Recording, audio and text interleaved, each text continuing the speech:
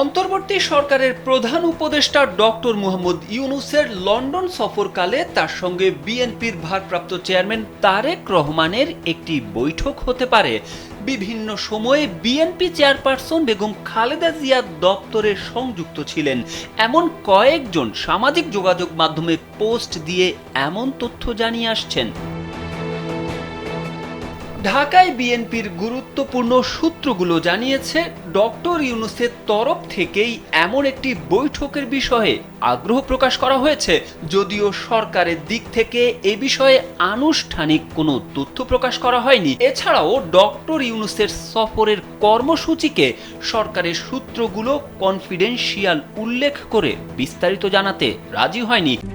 RICL TMX, যুগের পর যুগ স্থাপনা থাকে মজবুত। অন্যদিকে নির্বাচনের সময়সীমা নিয়ে তারেক রহমান এবং প্রধান উপদেষ্টার যে মত পার্থক্য রয়েছে, তার প্রেক্ষাপটে এই ধরনের কোনো বৈঠক হবে কিনা তা নিয়েও ধোঁয়াশা রয়েছে।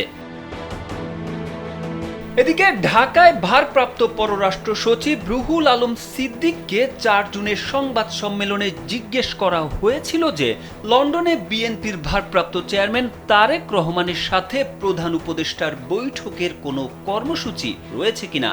জবাবে তিনি বলেছিলেন, সফর সূচিতে এ বিষয়ে কোনো তথ্য নেই। তবে ঢাকা ও লন্ডনে বিএনপির সূত্রগুলোর দাবি, প্রধান উপদেষ্টার পক্ষ থেকেই তারেক রহমানের সঙ্গে একটি বৈঠকের বিষয়ে আগ্রহ প্রকাশের পর বিষয়টি এখনো আলোচনাধীন। তাদের দেওয়া তথ্য অনুযায়ী তারেক রহমান কিংবা বিএনপিরও এ ধরনের একটি বৈঠকের বিষয়ে অনাগ্রহ নেই, কিংবা নির্বাচনের সময়সীমা হিসেবে এপ্রিল মাসকে ঘোষণা করে দেওয়ার পর এখন আর ইউনূস তারেক বৈঠক কিংবা তাদের মধ্যকার আলোচনার প্রয়োজনীয়তা কতটা আছে সেই প্রশ্ন দলটির ভেতরে আলোচিত হচ্ছে।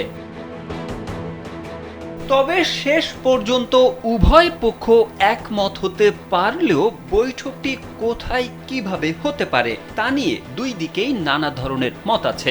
আবার একটি সরকারি সফরে গিয়ে একটি রাজনৈতিক দলের প্রধানের সাথে বৈঠক কতটা যৌক্তিক তা নিয়েও বিশ্লেষণ করছে বিভিন্ন মহল। এ নিয়ে একটি প্রতিবেদন প্রকাশ করেছে বিবিসি বাংলা।